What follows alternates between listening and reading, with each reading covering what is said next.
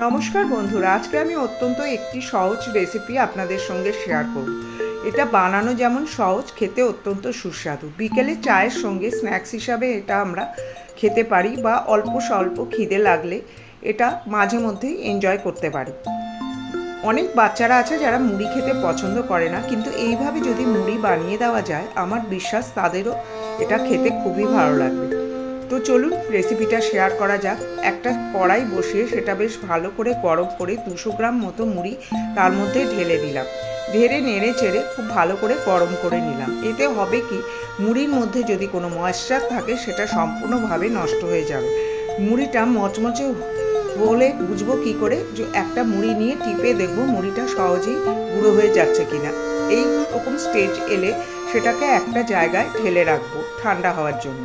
এবার কড়াইয়ের মধ্যে পরিমাণ মতো তেল নিয়ে এক বাটি বাদাম তার মধ্যে দিয়ে দেব। তার মধ্যে সামান্য একটু লবণ দিয়ে নেড়ে চেড়ে লাল লাল করে ভেজে নেব। ভাজার পর সেটাকে একটা পাত্রে তুলে রেখে দেবো। এবার ওই তেলেই কাঁচা কর্নফ্লেক্স আমি ভেজে নেব। আপনাদের কাছে যদি এই কর্নফ্লেক্স না থাকে তাহলে আপনারা ফ্রায়ামস বা পাঁপড় এর বদলে ইউজ করতে পারেন। কর্নফ্লেক্সটা ভাজার পর একটা জায়গায় তুলে রাখবো। এইভাবে বাদাম এবং কর্নফ্লেক্সটা ভেজে নেব। এবার পুদিনা পাতা, ধনে পাতা, কারি পাতা এবং লঙ্কা ভালো করে ধুইয়ে টিস্যু পেপারের ওপর রেখে দেবো, আর ওপর দিয়ে টিস্যু পেপার দিয়ে খুব ভালো করে মুছে শুকিয়ে নেব। আর কিছু নিয়ে নেব মশলা। মশলার মধ্যে রয়েছে লবণ, বিট লবণ, গোলমরিচের গুঁড়ো, ভাজা জিরের গুঁড়ো এবং চাট মশলা।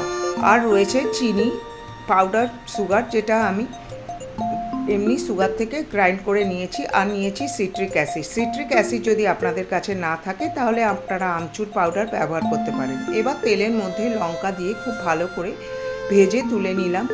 তারপর দিয়ে দিলাম কারি পাতাগুলো, মচমচে করে ভেজে তুলে নিলাম।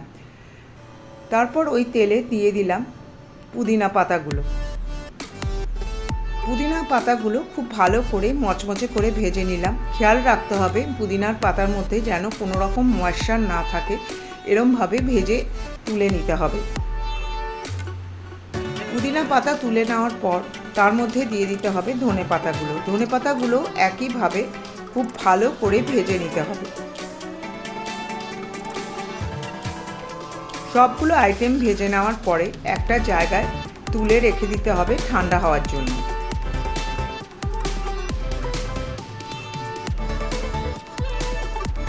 এবার যে মশলাগুলো আমি নিয়েছিলাম সেটা একটা বাটির মধ্যে এক এক করে ঢেলে নেব। তারপরে একটা চামচের সাহায্যে খুব ভালো করে মিশিয়ে নেব। এবার পুদিনা পাতা, ধনে পাতাগুলো ঠান্ডা হয়ে যাওয়ার পর গ্রাইন্ডার জারে ঢেলে সেটাকে গ্রাইন্ড করে একটা স্মুথ পেস্ট তৈরি করে নেব। তারপর মুড়ির মধ্যে এক এক করে ভাজা কর্নফ্লেক্স, বাদাম, গ্রাইন্ড করা পেস্ট এবং মিশিয়ে রাখা মশলাগুলো দিয়ে খুব ভালো করে হাতের সাহায্যে মাখিয়ে নেব পুরো মুড়িটার মধ্যে।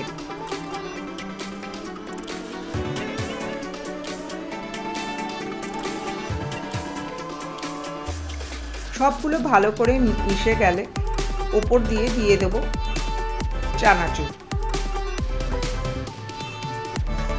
রেসিপিটা যদি পছন্দ হয় তাহলে লাইক এবং শেয়ার অতি অবশ্যই করবেন এবং চ্যানেলটা সাবস্ক্রাইব করার অনুরোধ রইল। এইভাবে মুড়ি তৈরি করে একটা এয়ারটাইট জারে আপনারা রেখে দিতে পারেন প্রায় 1 মাসের মতো। মাঝে মধ্যে এটা এনজয় করতে পারেন। তো এখানেই আজকে আমার রেসিপিটা শেষ করছি। দেখা হবে পরের কোনো রেসিপিতে। ততক্ষণ আপনারা ভালো থাকবেন, সুস্থ থাকবেন। নমস্কার।